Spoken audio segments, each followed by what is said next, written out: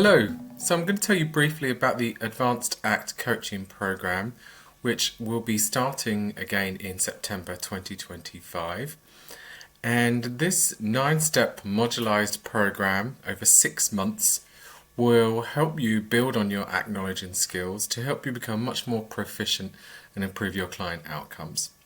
It's designed for people that have been practicing ACT for at least 12 months. So you know the basics, you've been on some training, you've been using it in your work, you've got a caseload, and you want to see what you can do to take yourself to the next level. Great if you're feeling stuck with certain patterns, getting stuck in applying the model in a sort of more fluid and flexible way. You want to move really away from doing something kind of protocolized and formulaic into something that really helps you track context and function moment by moment throughout the sessions. So I'm Jim Lucas and I'm a peer-reviewed ACT trainer, and so I'm here to guide you through an outline of the program, but I'll also be your coach and mentor throughout. And so I'm going to take you through the 9 steps, which is divided into 3 levels, and we start at level 1, the foundation. And this begins with you rather than your client, which might seem a bit unusual, and yet it's about learning ACT from the inside out. We get to know your context. What are your values and struggles in your role as a therapist and practitioner? And we'll help you develop a more functional contextual mindset, moving away from more commonplace, cognitive, theoretically ways of looking at things, those mechanistic or mentalistic ways of looking at things where you speak to truth, and learning to think more functionally and contextually, which can really help you do ACT at a deeper level. So once we got to know you and your context a bit more, we're going to start building some of those ACT skills to help you be more flexible as a therapist. And this begins with step 2 in terms of stepping outside your story.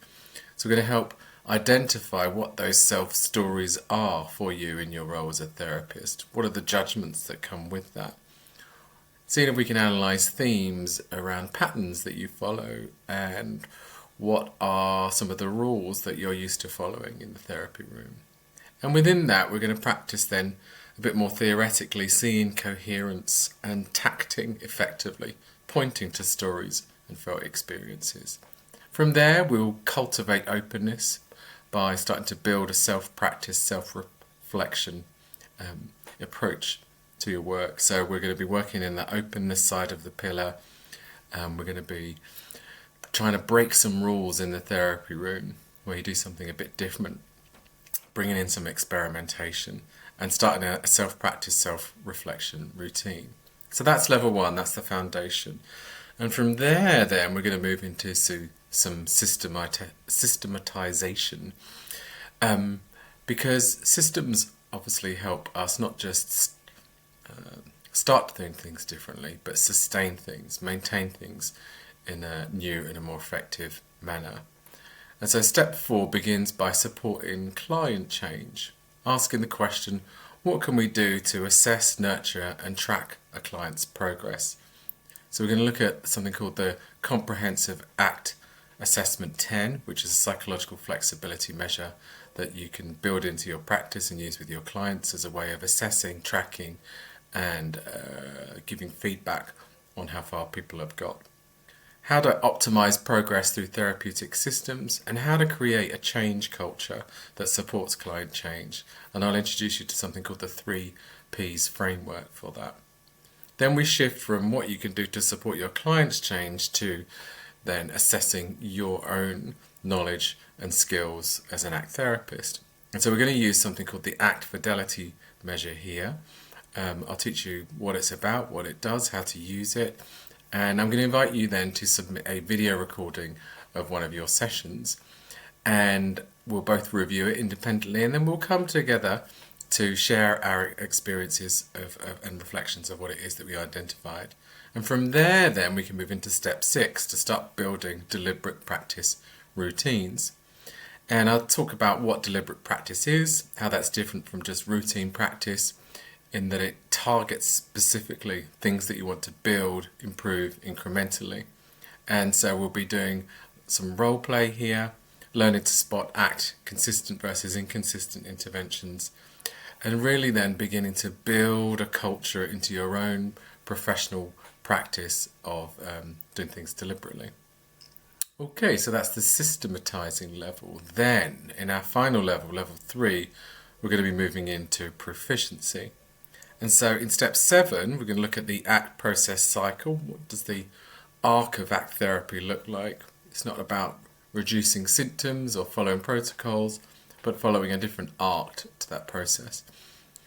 We're going to look closely at functional analysis, developing a consistent, effective approach to that, and then also working with in-session behaviour that's inflexible. How do you disrupt like avoidant or fused actions that the client might do, like changing the subject, staying silent, intellectualizing everything, and then helping them expand that repertoire of behaviour to build flexibility. So it's more about what can you do in the room primarily that then can be helped and generalised to outside the room. That's step 7. Step 8, we're starting to move then into how to work with complexity, how to see through it with ACT eyes, sitting inside that therapeutic stance that ACT invites us to take and aligning with those guiding principles. So we're learning to see the processes behind those chaotic or complex behaviours that clients might show, understanding how to effectively respond to things that look complex, and also then understanding how to work with ruptures or entanglements, as it's sometimes described in a CBS perspective. And then in our final step 9, we're going to be looking at reflective practice. So we'll talk about successful engagement, endings, and conflict resolution in therapy, how to facilitate effective therapeutic relationships from an ACT point of view and an ACT stance, and then continuing to adopt a process-oriented approach to life and therapy. So it touches on how you and your client can use ACT within the room and outside of the room, seeing the breadth, the depth and the scale of how psychological flexibility can be used to benefit things that you care about. Okay, those are our 9 steps. As I said, it's a 6-month program. It's made up of video lessons that get released each week. We have weekly group coaching calls of up to 5 people. Each cohort is a maximum of 5 people to help us keep it small and to give you the time and attention that you would want and need, and also to make it easier to come together as a group with people that you get to know, and making it easier to sort of come out of the background and share some of your experiences and take some risks and experiment. And you can also have an endless supply of 15-minute one-to-one calls with me throughout the course of the 6 months that we're together. At the end of it, you get an additional whole month's access to the curriculum to give you time to complete anything and make sure that you get the highest value out of it. You'll of course get a certificate of completion and capability, and if you want to continue working together after that, there are various options to consider. That's the program. If that looks of interest, all you need to do is get in touch with me to book a discovery call just to see if it's going to work out, if it's a good fit. Fees wise, it's £395 Great British pounds per month for 6 months. So 6 payments of £395. If you'd like to get started, then just book a discovery call and we'll take it from there. Thanks for listening. Take care.